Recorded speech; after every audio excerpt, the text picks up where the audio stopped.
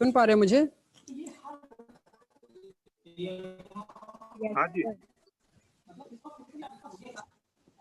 ठीक है, तो आज की क्लास हम स्टार्ट करते हैं। और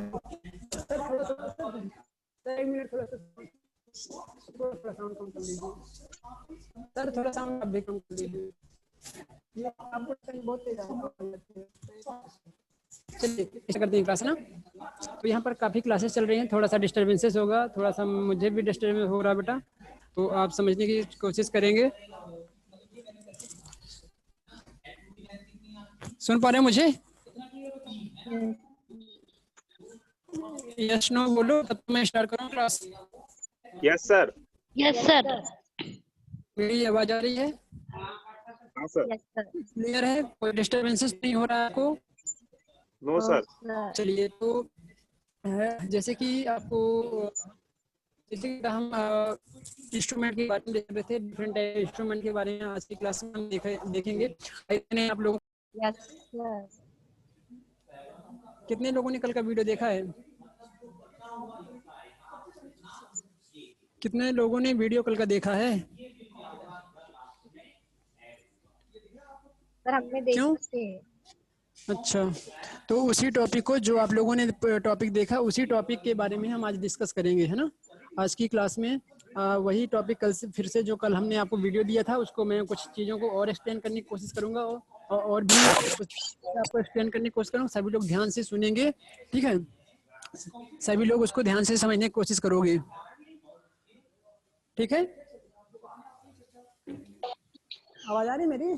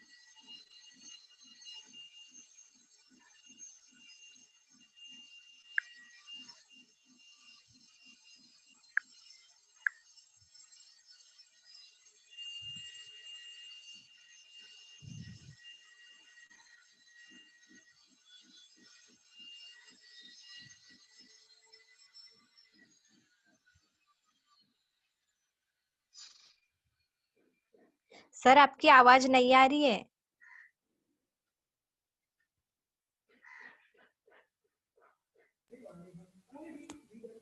अभी आवाज आ रही मेरी? यस सर, अब आ रही।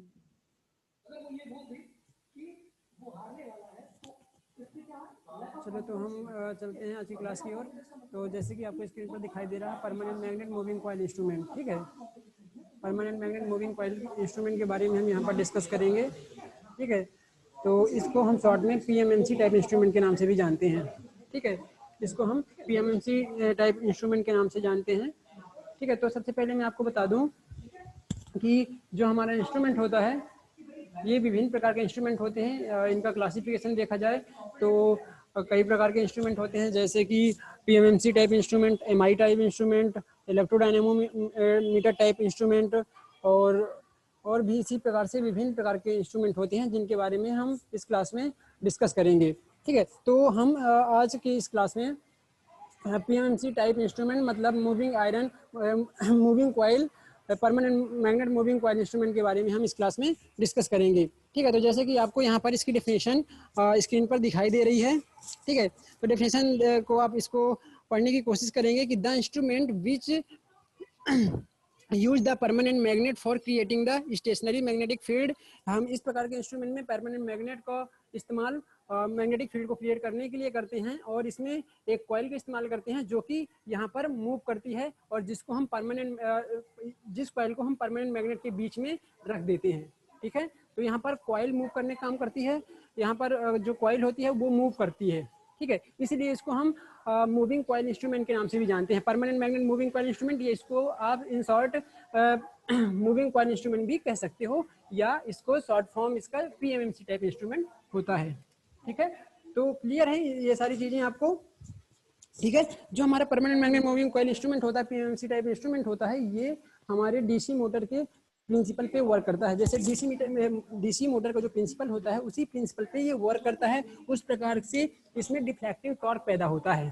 ठीक है, तो जो इसका प्रिंसिपल है ये डीसी मोटर के प्रिंसिपल पे वर्क करता है और डीसी मोटर का प्रिंसिपल कुछ इस प्रकार से होता है कि जब हम कभी भी मैग्नेटिक फील्ड में किसी कॉइल को किसी कंडक्टर को रखते हैं और उसको रोटेट करते हैं तो उस कंडीशन में क्या होता है कि उसमें रोटेटिंग मैग्नेटिक फील्ड क्रिएट हो जाता है जिससे मोटर को रोटेट करने का काम करता है। तो उसी प्रकार से यहाँ पर रोटेटिंग मैग्नेटिक फील्ड क्रिएट होता है जिसके कारण यहाँ पर डिफ्लेक्शन पैदा हो जाता है, टॉर्क पैदा हो जाता है, जिससे हमारा पॉइंटर स्केल पर रिफ्लेक्ट होता है और रीडिंग प्रोवाइड करता है। ठीक है, जिससे हम विभिन्न प्रकार के जो भी इलेक्ट्रिकल क्वांटिटी हैं, वोल्टेज, करंट और जितने भी प्रकार की इलेक्ट्रिकल क्वांटिटी को हमें जिनका मेजर करना होता है, पावर, एनर्जी, तो हम यहाँ से इस प्रकार के इंस्ट्रूमेंट का उपयोग करके हम विभिन्न प्रकार की चीज़ों को, विभिन्न प्रकार की क्वांटिटी को हम मेजर कर लेते हैं।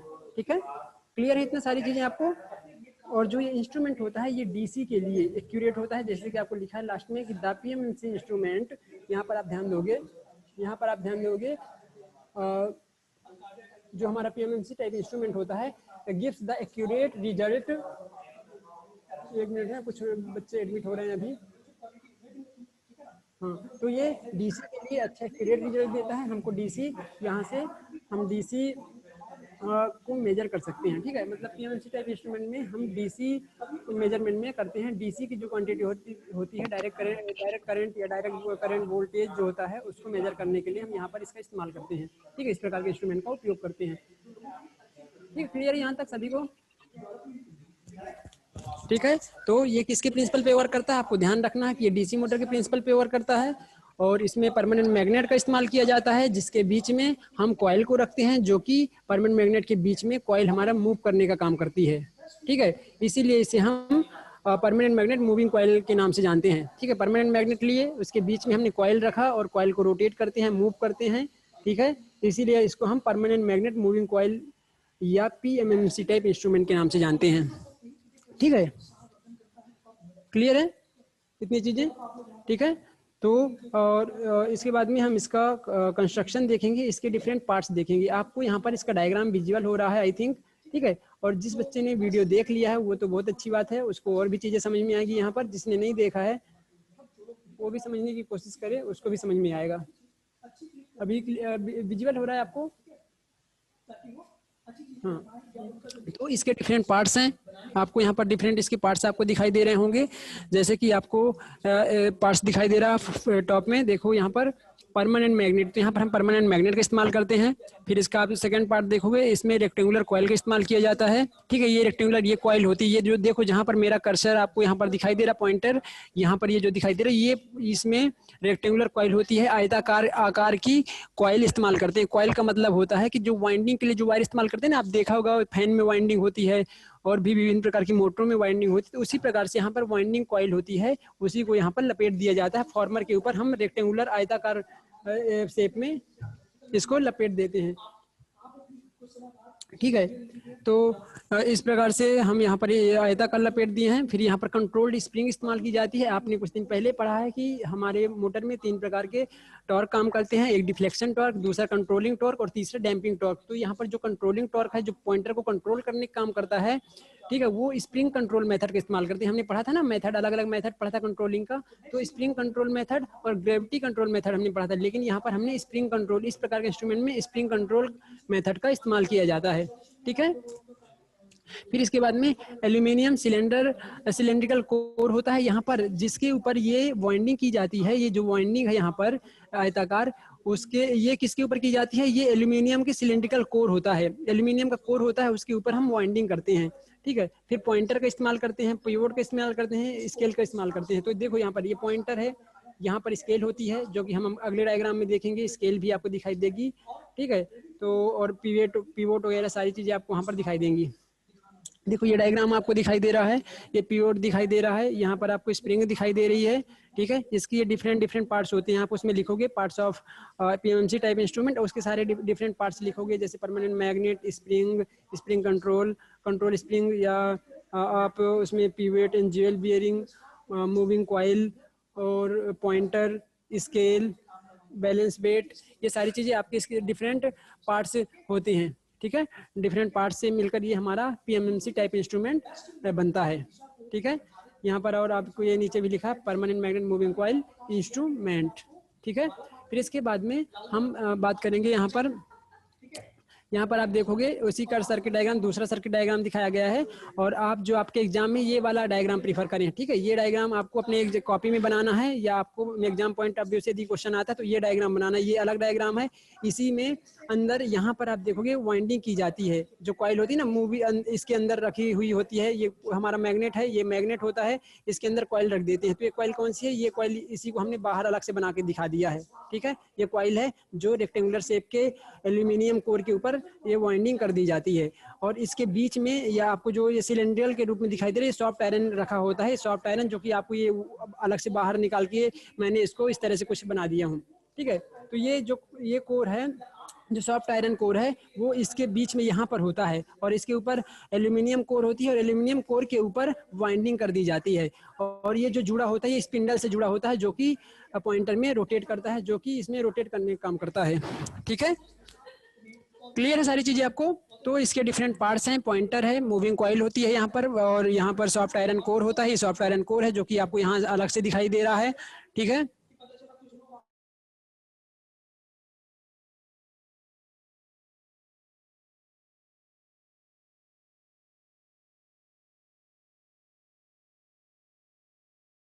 होती है जहाँ पर हमारा स्पिंडल फ्री स्टेट में रोटेट कर सकता है। ठीक है, ये सॉफ्ट आयरन यहाँ पर दिखाई दे रहा है, ये परमानेंट मैग्नेट है। इसमें परमानेंट मैग्नेट जो इस्तेमाल किया जाता है, ये यू शेप में परमानेंट मैग्नेट इस्तेमाल किया जाता है। एक ये जो वाला ये वाला जो पोल होता है, इसको हम एन पोल कहते हैं, और जो ये वाला पोल होता है जो यहाँ पर आपको दिखाई दे रहा है, ये एस पोल होता है। ये कुछ इस तरह से कटा होता है, ये राउंड सर्कल में यहाँ पर गैप होता है, जहाँ पर हम कॉइल रखकर कॉइल को मूव करते हैं, इसीलिए इसको मूविंग कॉइल इंस्ट्रूमेंट के नाम से जानते हैं। परमानेंट मैग्नेट रहता है, ये परमानेंट स्थायी मैग्नेट का हम इस्तेमाल करते हैं यहाँ पर। ठीक है, इतनी चीजें आपको क्लियर है सभी को? पहले आप बता दें, ये सारी चीजें क्लियर है? Yes sir. ठीक है, इतनी सारी चीजें क्लियर है? हाँ सर। ठीक है, इसके बाद में हम इसको आगे देखेंगे। ये हमारा इंस्ट्रूमेंट है, इसका कंस्ट्रक्शन, तो सबसे पहले आप कंस्ट्रक्शन में लिख सकते हो। कंस्ट्रक्शन को एक्सप्लेन कीजिए कि इसमें पॉइंटर होता है जो कि हमारा स्पिंडल से जुड़ा होता है, इसमें सॉफ्ट आयरन होता है, और इसके ऊपर एक फॉर्मर होता है, इस पे जो कि सॉफ्ट आयरन के ऊपर फॉर्मर होता है, फॉर्मर के ऊपर हम एल्यूमिनियम का कोर होती है। ठीक है, जिसके ऊपर हम वाइंडिंग करने का काम करते हैं। इसमें हेयर स्प्रिंग होती है जो स्प्रिंग कंट्रोलिंग प्रोवाइड कराती है। इसमें 2 स्प्रिंग का इस्तेमाल करते हैं, एक टॉप साइड में और एक बॉटम साइड में स्पिंडल में जुड़ी होती है। यहाँ पर ज्वेल बियरिंग का इस्तेमाल किया जाता है, जो कि हमारे स्पिंडल को फ्री अवस्था में रखते हैं, ताकि हमारा स्पिंडल आसानी से रोटेट कर सके, फ्री अवस्था में, फ्री स्टेट में रोटेट कर सके। जब भी हमारे कॉइल में डिफ्लेक्शन पैदा हो तो ये रोटेट कर सके। ठीक है, तो ये सारी चीज़ें आपको कंस्ट्रक्शन में लिखना, जो आपको दिखाई दे रहा है। इसमें हेयर स्प्रिंग होती है, सॉफ्ट आयरन का इस्तेमाल किया जाता है। ठीक है, यहाँ पर 2 पोल बनते हैं, स्थायी परमानेंट मैग्नेट इस्तेमाल किया गया है, जिसमें एन और एस पोल होते हैं। एन और एस पोल के बीच में यहाँ पर हम सॉफ्ट आयरन, कॉइल और ये सारी चीज़ों को रखकर स्पिंडल के साथ में पॉइंटर को कनेक्ट कर देते हैं। तो ये सारी चीज़ें आपको इसके कंस्ट्रक्शन में आ जाएगा। ठीक है, कंस्ट्रक्शन मतलब जो चीज़ें आपको दिखाई दे रही हैं उसके बारे में एक्सप्लेन करना कि क्या क्या चीज़ें से मिलकर ये हमारा इंस्ट्रूमेंट बना होता है। ठीक है, यहाँ पर स्केल बनी हुई है जहाँ पर पॉइंटर डिफ्लेक्ट होकर रीडिंग प्रोवाइड करता है। ठीक है,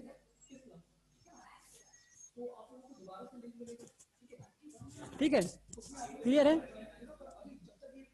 चलिए फिर इसके बाद में हम बात करेंगे कि हमारा टॉर्क किस प्रकार से किस पर डिपेंड करता है। जो टॉर्क डेवलप होता है, जो टॉर्क डिफ्लेक्शन टॉर्क पैदा होता है, जो हमारे पॉइंटर को डिफ्लेक्ट करता है, वो किस प्रकार से डेवलप होता है, किस प्रकार से डिफ्लेक्ट करता है। ठीक है, उस चीज़ को यहाँ पर हम समझने की कोशिश करेंगे। तो यहाँ पर देखिए torque equation for PMMC instrument. तो the equation for the developed torque of PMMC can be obtained from the basic law of electromagnetic torque. The deflecting torque is given by this. तो यहाँ पर जो डिफ्लेक्टिंग टॉर्क है, जो हमारे pointer को deflect करता है, एक प्रकार से फोर्स होता है, डिफ्लेक्शन फोर्स भी आप कह सकते हैं। तो ये पॉइंटर को डिफ्लेक्ट करता है। तो ये किस पे डिपेंड करता है? तो ये इन चीज़ों पे, निम्न चीज़ों पे डिपेंड करता है। ये जो आपको दिखाई दे रहे हैं इन चीज़ों पे डिपेंड करता है। B for flux density. ठीक है, ये फ्लक्स डेंसिटी को बताता है। जो आपका वहाँ पर मैग्नेटिक फील्ड क्रिएट हो रहा है, मैग्नेटिक फील्ड में नंबर ऑफ जो हमारे चुंबकीय बल रेखाएं होती हैं, वो उनका जो डेंसिटी होती है उस चीज़ को बताता है। फ्लक्स डेंसिटी को बताता है। बी ए जो एरिया है, इफेक्टेड एरिया, कितना इफेक्टिव एरिया है उसका, कितना हमारे मैग्नेटिक फील्ड का उस पर प्रभाव है, उस पूरे एरिया को शो करता है। और आई जो उसमें फ्लो होने वाले, जो हमारा कॉइल है, कंडक्टर है, उसमें फ्लो होने वाले करंट को बताता है। और एन क्या बताता है? नंबर ऑफ टन्स, कितना कंडक्टर उसमें इस्तेमाल किया गया, कितने नंबर ऑफ टन्स, कितने फेरों का कंडक्टर या वाइंडिंग या कॉइल इस्तेमाल की गई है, उस पर डिपेंड करता है। ठीक है, तो deflection torque T D equals to N B A I. ठीक है, ये आपको यहाँ से डिफ्लेक्शन टॉर्क आपको यहाँ से मिल जाएगा। ठीक है, वो इन चीज़ों पे डिपेंड करता है। लेकिन यहाँ पर जो नंबर ऑफ टन्स है, जो फ्लक्स डेंसिटी है और एरिया ऑफ कंडक्टर, ये कांस्टेंट होता है। लेकिन करंट का मान आप वेरी कर सकते हैं। करंट के मान को आप कंट्रोल कर सकते हो, करंट के मान को कम ज़्यादा आप कर सकते हो। तो इस प्रकार से आप करंट की वैल्यू को कम ज़्यादा करके डिफ्लेक्शन टॉर्क को भी कम कर सकते हो या ज़्यादा कर सकते हो, वेरी कर सकते हो। ठीक है, तो एन बी ए ये कांस्टेंट होता है। ये एक बार डिजाइन कर देने पर इंस्ट्रूमेंट का जो number of turns, flux density और जो एरिया होता है, ये कांस्टेंट हो जाता है। लेकिन यहाँ पर हम करंट को वेरी कर सकते हैं, जहाँ पर हम, क्योंकि अलग अलग सर्किट में अलग अलग करंट होता है, उन्हीं अलग अलग करंट को मेजर करना होता है। तो मतलब करंट का मान यहाँ पर अलग होता है। तो यहाँ पर आप देख लीजिए, where T D equals to deflecting torque in newton metre, B equals to flux density in air gap, weber पर स्क्वायर मीटर में हम फ्लक्स डेंसिटी को लेते हैं। फिर N number of turns of the coil, जो कॉइल में नंबर ऑफ टन्स, कितने फेरे लपेटे गए हैं कॉइल, जो हमारे कॉइल के कितने फेरे, कंडक्टर कितने फेरे लपेटे गए हैं फॉर्मर के ऊपर, उस चीज़ को नंबर ऑफ टन्स बताता है। फिर इफेक्टेड एरिया ऑफ कॉइल, जो कॉइल का इफेक्टेड एरिया है वो कितना एरिया है, इस पे डिपेंड करता है, और ये मीटर स्क्वायर में होता है। फिर I current in the moving coil, मतलब मूविंग कॉइल में कितना करंट फ्लो हो रहा है उस पर डिपेंड करता है। ठीक है, तो ये सारी चीज़ें हैं आपको यहाँ से मिल जाएंगी। Deflection torque, flux density, number of turns, affected area और करंट। तो हम यहाँ पर क्या करते हैं कि यहाँ पर जो एन बी और ए ये कांस्टेंट है, हमने इसको जी मान लिया है। ठीक है, ये जी मान लिया है। Where G equals to N B A, हमने एक वैल्यू मान लिया है, G equals to N B A, ये कांस्टेंट है। ठीक है, इसकी वैल्यू वेरी नहीं होती है। अलग अलग सर्किट में इसकी वैल्यू सभी के लिए सेम रहेगी, सभी करंट के लिए इनकी वैल्यू सेम रहती है। ठीक है, लेकिन करंट का मान सभी के लिए अलग अलग होता है। ठीक है, तो ये यहाँ पर आप देखोगे। इसके बाद में the controlling torque is provided by the spring and controlling torque is provided by the spring and proportional to the angular deflection of the pointer. ठीक है, तो जो कंट्रोलिंग टॉर्क है वो स्प्रिंग कंट्रोल के द्वारा, या आप अलग अलग कंट्रोलिंग टॉर्क को जैसे ग्रेविटी कंट्रोल या स्प्रिंग कंट्रोल के माध्यम से आप इसमें प्रोवाइड करते हो। लेकिन यहाँ पर हम स्प्रिंग कंट्रोल का इस्तेमाल करते हैं कंट्रोलिंग टॉर्क प्रोवाइड करने के लिए। यहाँ पर बताया गया कि जो कंट्रोलिंग टॉर्क होता है ये डिफ्लेक्शन के, एंगुलर डिफ्लेक्शन के डायरेक्टली प्रोपोर्शनल होता है। ठीक है, कंट्रोलिंग टॉर्क है जो ये एंगुलर डिफ्लेक्शन के डायरेक्टली प्रोपोर्शनल होता है। ठीक है, यहाँ पर डायरेक्टली प्रोपोर्शनल होता है। लेकिन ये के क्या है, ये स्प्रिंग कांस्टेंट है। स्प्रिंग कांस्टेंट के होता है, स्प्रिंग के लिए कांस्टेंट लिया गया है। स्प्रिंग पे डिपेंड करता है कि उसकी कैपेसिटी कितनी है, वो कितनी तेजी से मतलब वो किसी भी चीज़ को एलोंगेट करता है, ठीक है, या कॉम्प्रेस करता है। तो ये उसके लिए कांस्टेंट लिया गया है। ये एक कांस्टेंट होता है, स्प्रिंग कांस्टेंट इसको बोलते हैं। ठीक है, where T C equals to controlling torque K spring constant newton metre, या न्यूटन मीटर पर रेडियन, या फिर न्यूटन मीटर पर डिग्री। फाई जो दिखाई दे रहा है ये एंगुलर डिफ्लेक्शन है, जो पॉइंटर को एंगुलर डिफ्लेक्शन प्रोवाइड करता है। ठीक है, लेकिन for the final steady state position, मतलब बैलेंसिंग कंडीशन यहाँ पर बताई गई है, फाइनल कंडीशन बताई गई है। उस केस में क्या होता है कि टी डिफ्लेक्शन टॉर्क टी के इक्वल होता है, कंट्रोलिंग टॉर्क के इक्वल होता है। इस केस में पॉइंटर हमारा एक स्थान पर रुक जाता है, जितनी वैल्यू हमें मेजर करना होता है वहां पर ये जाकर कांस्टेंट हो जाता है।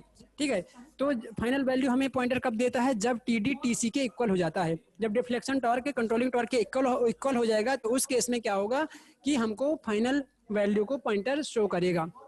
ठीक है, therefore G I equals to, हमको पता है T D equals to T C, T D की वैल्यू हमको पता है, जी आई हमने लिया था पिछली स्लाइड में, और टी सी यहाँ से आप इसको ले सकते हो ये, तो आप यहाँ से फाई की वैल्यू निकाल सकते हो, यहाँ से आपकी करंट की वैल्यू, एंगुलर डिफ्लेक्शन और करंट की वैल्यू को फाइंड कर सकते हो। ठीक है, तो कुछ इस प्रकार से यहाँ पर डिफ्लेक्शन टॉर्क को आप इसका निकाल सकते हो।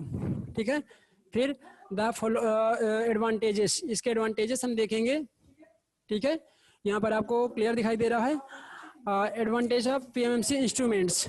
ठीक है, तो the following are the advantage of the PMMC instrument. ठीक है, permanent magnet moving coil instrument. तो यहाँ पर आपको इसके एडवांटेजेस कुछ दिखाई दे रहे हैं स्क्रीन पर। ठीक है, फर्स्ट दिखाई दे रहा है आपको the scale of the PMMC instrument is correctly divided. तो जो इसका पीएमएमसी इंस्ट्रूमेंट होता है, permanent magnet moving coil instrument होता है, इसमें जो स्केल इस्तेमाल की जाती है ये यूनिफॉर्मली डिवाइडेड होती है। ठीक है, मतलब एक समान होती है। यूनिफॉर्मली डिवाइडेड का मतलब है कि जो स्केल होती है उसके जो स्लॉट्स होते हैं वो बराबर दूरियों में कटे होते हैं। स्लॉट से एक सभी स्लॉट्स के बीच में जो डिस्टेंस होती है वो समान होती है। ठीक है, फिर इसके बाद में the power consumption of the device is very less. ठीक है, पावर कंजप्शन यहाँ पर काफ़ी पावर कंजप्शन काफ़ी कम होता है इसमें। ठीक है, इस प्रकार के इंस्ट्रूमेंट में हम पावर कंजप्शन काफ़ी कम होता है। थर्ड आप देखेंगे the PMMC instrument have high accuracy because of the high torque weight ratio. PMMC type instrument जो होता है इसका वेट रेशियो हाई होने के कारण काफ़ी एक्यूरेट रीडिंग प्रोवाइड करता है, और जो इसकी रीडिंग होती है काफ़ी यथार्थ होती है, एक्यूरेट होती है। ठीक है, फिर फोर्थ देखेंगे आप, फोर्थ नंबर देखिए the single device measure the different range of voltage and current. हम इस सिंगल डिवाइस के माध्यम से विभिन्न प्रकार के रेंज के वोल्टेज या करंट को मेजर कर सकते हैं।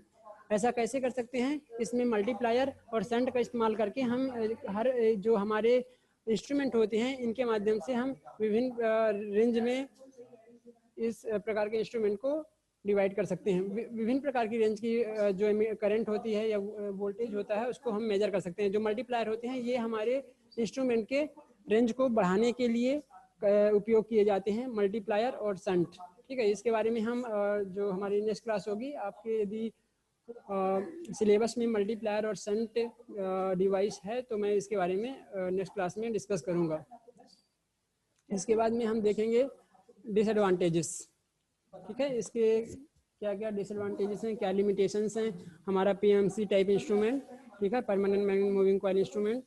तो यहाँ पर आप देखोगे the PMMC instrument are only use for the direct current. तो इसका ये लिमिटेशन है, हमको यदि कहीं पर एसी अल्टरनेटिंग करंट क्वांटिटी को मेजर करना है तो वहाँ पर हम इस प्रकार के इंस्ट्रूमेंट का उपयोग नहीं कर पाते हैं। ठीक है, तो यहाँ पर हम सिर्फ डायरेक्ट करंट क्वांटिटी को ही इसके द्वारा मेजर कर सकते हैं। इसका कारण यह है कि यदि हम अल्टरनेटिंग करंट को इसमें मेजर करेंगे तो इसमें जो डिफ्लेक्टिंग टॉर्क पैदा होता है ये बहुत ज़्यादा वेरी करता है, बहुत ज़्यादा वेरी करेगा। देखो, यदि आप किसी भी अल्टरनेटिंग क्वांटिटी के साथ में आप इसको जोड़ देते हो तो बहुत तेज़ी से इसके करंट में वेरिएशन पैदा होता है, जिसके कारण टॉर्क में भी बहुत ज़्यादा वेरिएशन पैदा होता है। उस कारण से क्या होता है कि पॉइंटर ना तो वो क्लॉकवाइज रोटेट कर पाता है ना ही एंटी क्लॉकवाइज, मतलब वो अपने स्थान पे वाइब्रेट होने लगता है, क्योंकि बहुत तेज़ी से करंट के मान में परिवर्तन होता है, उसकी डायरेक्शन में परिवर्तन होता है। ठीक है, पॉजिटिव देखा होगा आपने, एसी वेव में पॉजिटिव नेगेटिव कंटिन्यूस परिवर्तित होते रहता है। जो अल्टरनेटिंग करंट क्वांटिटी होती है, मतलब करंट बहुत तेजी से मतलब वेरी करते रहती है, जिससे इसके टॉर्क में भी वेरिएशन पैदा होगा। टॉर्क में वेरिएशन होने से पॉइंटर डिफ्लेक्ट नहीं हो पाएगा किसी प्रॉपर डायरेक्शन में, जिसके कारण पॉइंटर बार बार बहुत तेजी से रिवर्सल कंडीशन में आ जाएगा और एक ही स्थान पे ये वाइब्रेट करने लगेगा, एक ही स्थान पे ऑक्सीलेट करने लगेगा, दोलन करने लगेगा। ठीक है, इस कारण से हम एसी के लिए इस प्रकार के इंस्ट्रूमेंट का उपयोग नहीं करते हैं। ठीक है, इस प्रकार के इंस्ट्रूमेंट का उपयोग हम केवल डीसी क्वांटिटी को मापने के लिए, डायरेक्ट करंट क्वांटिटी को मापने के लिए ही करते हैं। फिर सेकंड में आप देखेंगे the cost of the PMC instrument is much higher as compare to the moving coil instrument. ठीक है, तो यहाँ पर आप देखोगे compare to moving coil instrument जो लिखा है वो आप यहाँ पर नहीं, ये मूविंग आयरन इंस्ट्रूमेंट यहाँ पर होना चाहिए, है ना। ये मूविंग कॉइल इंस्ट्रूमेंट नहीं है, यहाँ पर आप देखोगे मूविंग आयरन इंस्ट्रूमेंट है। ठीक है, यहाँ पर जो मूविंग आयरन इंस्ट्रूमेंट होता है इसको भी आप थोड़ा सा इसको करेक्ट कर लेंगे, PMMC टाइप इंस्ट्रूमेंट की बात हो रही है।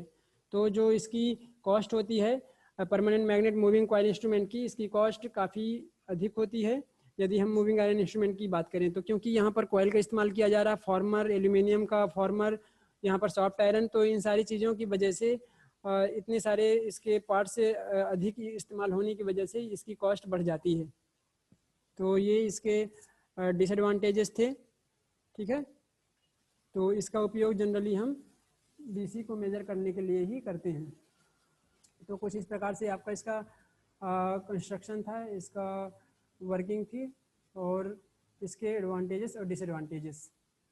यदि आपको इसमें कोई भी प्रॉब्लम हो, किसी प्रकार से आपको क्वेश्चन दिमाग में उठ रहा हो तो आप क्वेश्चन को पूछ सकते हैं। पर इसमें मैं कुछ इसके कीवर्ड बता दूं जो काफ़ी इंपॉर्टेंट होते हैं, जैसे कि इसमें ध्यान रखना है कि इसमें स्प्रिंग कंट्रोल मेथड का इस्तेमाल करते हैं। ठीक है, स्प्रिंग कंट्रोल मेथड का इस्तेमाल करेंगे कंट्रोलिंग टॉर्क प्रोवाइड करने के लिए, और इसमें डैम्पिंग के लिए ध्यान में रखना है एडी करंट डैम्पिंग का इस्तेमाल करते हैं। हमने विभिन्न प्रकार के डैम्पिंग के बारे में डिस्कस किया था, तो आपने देखा था कि air friction damping, eddy current damping और फ्लूइड फ्रिक्शन डैम्पिंग, हमने 3 प्रकार की डैम्पिंग पढ़ा था। तो हम उन डैम्पिंग में से यहाँ पर एडी करंट डैम्पिंग का इस्तेमाल करते हैं। एक्चुअल में क्या होता है कि ये डीसी मोटर के प्रिंसिपल पे वर्क करता है, वहाँ पर आसानी से हम एडी करंट डैम्पिंग का उपयोग कर सकते हैं। ठीक है, कंट्रोलिंग मतलब डैम्पिंग टॉर्क प्रोवाइड करने के लिए। क्लियर है? क्लियर है सभी को?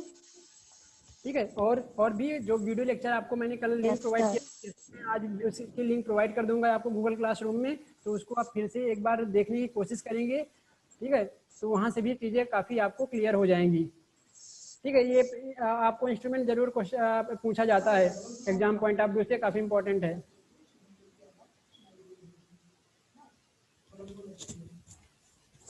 तो एग्जाम पॉइंट ऑफ व्यू से काफ़ी इंपॉर्टेंट है ये क्वेश्चन, तो आप इसको ज़रूर देख लें। और मैं इसका PDF भी आपको प्रोवाइड कर चुका हूँ लास्ट क्लास में, है ना। मैं इसका आपको यहाँ पर वो दिखाता हूँ कि कैसे एक्चुअल में कैसे दिखता है, इसका डायग्राम मैं आपको दिखाता हूँ। ठीक है, यहाँ पर स्क्रीन दिखाई दे रही है आपको?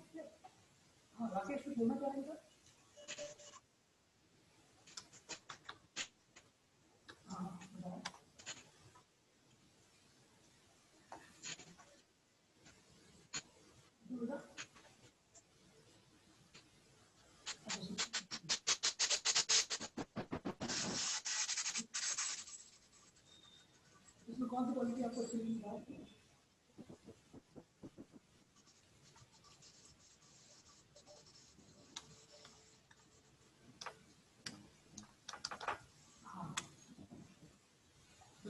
वो मोटिवेशन तो होनी चाहिए, लीडरशिप अगर आपको करनी है तो लीडरशिप क्वालिटी के लिए मोटिवेशन, आप अपनी टीम को कैसे मोटिवेट करते हैं, ठीक है, वो क्वालिटी होनी चाहिए। कॉन्फिडेंस होना चाहिए, उसमें आपने कॉन्फिडेंस देखा होगा। ठीक है, तो बहुत सारी चीजें आपको देखनी चाहिए, कॉन्फिडेंस है, ठीक है, मोटिवेशन है, जो करता है डर वो देता है, हाँ बदल भी देता है। देखो आप यहाँ से आपको डायग्राम दिखाई देगा, मैं आपको बताता हूँ कैसे आप पहचान पाओगे कि ये किस प्रकार का इंस्ट्रूमेंट है। और क्या लगा आपका डायग्राम विजिबल हो रहा है आपको?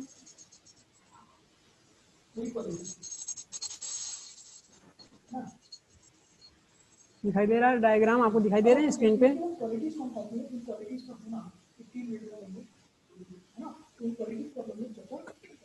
यहाँ पर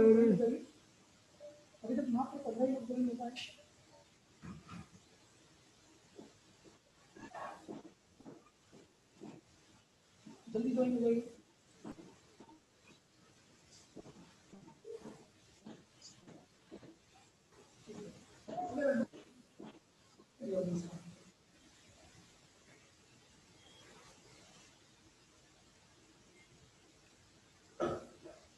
नेक्स्ट स्लाइड आप लोगों को देखी होगी, क्वालिटीज ऑफ टीम ना, क्वालिटीज ऑफ टीम। तो बेसिकली अभी तक हमने लीडरशिप स्किल्स पर चर्चा की, लीडरशिप क्या होती है, उनकी तरह और कौन कौन सी जो दूसरी क्वालिटीज होती है, कौन है बताइए। आप लोग कैसे कर रहे हो ना अपने, मतलब मैं आपको इसका डायग्राम दिखाने की कोशिश कर रहा हूँ ना, थोड़ा सा भी टाइम लग रहा है, थोड़ा सा वेट कीजिए आप लोग। एक प्रॉपर डायग्राम नहीं दिखाई दे रहा है जो आपको सिंबल के साथ में उसको समझाया जा सके।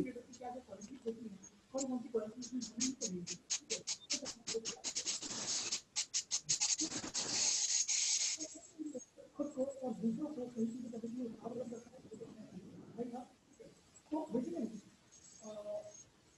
बहुत सारी चीज़ें आपको सीख मिलेगी। ठीक है, तो आप ध्यान देना, ये इस प्रकार के इंस्ट्रूमेंट का हम डीसी में उपयोग करते हैं। डीसी क्वांटिटी को मापने के लिए हम इस प्रकार के इंस्ट्रूमेंट का उपयोग करते हैं, तो इस चीज़ को आप ध्यान देंगे। हमारे टीम लीडरशिप के लिए इम्पोर्टेंट, ठीक है। तो यहाँ पर आप लोगों को क्वालिटीज दिख रही हैं, एक बढ़िया सा ग्राफिक बनाया है, ठीक है। उसके कुछ क्वालिटीज के नाम लिखे हुए हैं, ठीक है। तो ये सारी एक टीम लीडर, एक लीडर की क्वालिटीज है, यहाँ पर लिखा हुआ है 10 क्वालिटीज ऑफ लीडर, एक लीडर की, टीम लीडर की ये क्वालिटीज होती है, ठीक है। अच्छा, इसके साथ में हम लोग अभी आप लोगों को दोबारा से ये क्वालिटीज समझाने के बाद अभी देखते हैं कि आप लोग कितनी क्वालिटीज को रिलीज कर पाएंगे, ठीक है। तो इसके बाद आप लोगों से पूछा भी, ठीक है ना, तो आप लोग बहुत ध्यान से इस चीज़ को पढ़िए, ठीक है। क्योंकि हम लोग 2 में कम्युनिकेशन करेंगे, ज़्यादा बेटर है ना। मैं आपको बताऊँ, आप लोगों को ठीक है ना, तो आप लोग भी ध्यान रखिएगा कि कौन कौन सी क्वालिटी हम लोग इसमें ध्यान, ठीक है, और कौन कौन सी क्वालिटी नहीं, ठीक है। तो पहली चीज हम लोग देखेंगे यहाँ पर कि प्रॉब्लम सॉल्व होना चाहिए। एक डायग्राम आपको दिखाई दे रहा है स्क्रीन पर, क्या काम होना चाहिए, प्रॉब्लम सॉल्व होना चाहिए। ऐसा नहीं स्क्रीन पर डायग्राम दिखाई दे रहा है। तो देखो यहाँ पर जो हम पीएमएमसी टाइप जो इंस्ट्रूमेंट को देखते हैं, तो यहाँ पर आपको दिखाई दे रहा है MR96 दिखाई दे रहा है, MR96 ये दिखाई दे रहा है। Yes sir. इसके बाजू में आप देखोगे तो एक सिंबल बना हुआ है, मतलब उल्टा यू शेप में आपको दिखाई दे रहा है, और बीच में एक कॉइल टाइप की रखी हुई है, बीच में एक छोटा सा टुकड़ा दिखाई दे रहा होगा। यस ठीक है, सर। ये उल्टा यू शेप में दिखाई दे रहा है, और नीचे छोटा सा उसी के बीच में छोटा सा एक लाइन खींची हुई दिखाई दे रही है, दिखाई दे रही है। हाँ सर। यहाँ पर देखिए, तो इसी से ही पता चल जाता है, ये इंडिकेट करता है, जो यू शेप में दिखाई दे रहा है आपको, नीचे उल्टा यू शेप में दिखाई दे रहा है, यही इंडिकेट करता है कि ये पीएमएमसी टाइप इंस्ट्रूमेंट है। इसका उपयोग हम सिर्फ डीसी मेजरमेंट में ही करेंगे। ठीक है, अभी भी कुछ लोग बोल रहे हैं, ठीक है। तो प्रॉब्लम सॉल्व होना चाहिए, मतलब किसी भी प्रॉब्लम को लेके वो ऐसा ना हो कि वो कुछ कल जो है वो मैं एक डायग्राम और भी दिखाना चाहता हूँ। जैसे आपके देखेंगे नॉर्मली जो लीडर होता है उसके पास कभी भी प्रॉब्लम से बात नहीं करता, वो सोल्यूशन पे बात करता है, राइट। वो कभी भी प्रॉब्लम से बात नहीं करेगा, वो सोल्यूशन पे बात करेगा। ठीक है, मैं एक और डायग्राम आपको उसका सिंबल दिखाने की कोशिश करूंगा, थोड़ा सा वेट कीजिए। नीचे के जो लोग होंगे, ठीक है, वो हमेशा प्रॉब्लम को लेकर बात करेंगे, ठीक है। तो जो व्यक्ति प्रॉब्लम को लेकर बात करेगा, मतलब ये नहीं होता, ठीक है, ये एग्जाम तो बहुत टफ है, ठीक है ना, पढ़ने की पीछे ठीक है, ये सारी चीजें आपको जो है ये नॉर्मल बैठे, लेकिन उस प्रॉब्लम को कैसे सॉल्व करना है, उस प्रॉब्लम को कैसे इवॉल्व करना है, ठीक है ना, ये क्वालिटी है आपको। तो होपफुली आपको समझ में आ रहा होगा कि जो प्रॉब्लम सॉल्विंग एबिलिटी है वो हमारी, ठीक है।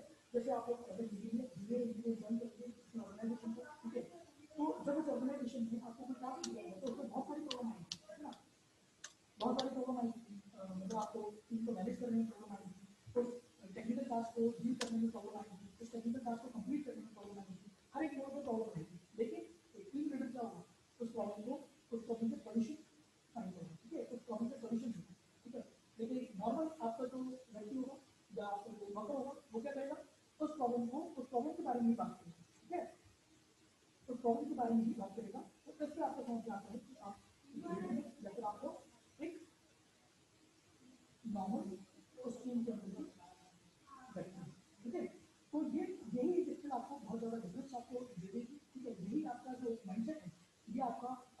अगर आपको रिफ्लेक्ट करने आएगी तो वो भी जानने की कोशिश करेगी कि आप प्रॉब्लम सॉल्वर हैं या आप प्रॉब्लम को लेके उसका इशू बनाने लगे। ठीक है, तो टीम लीडर कैसा होगा? Problem solver.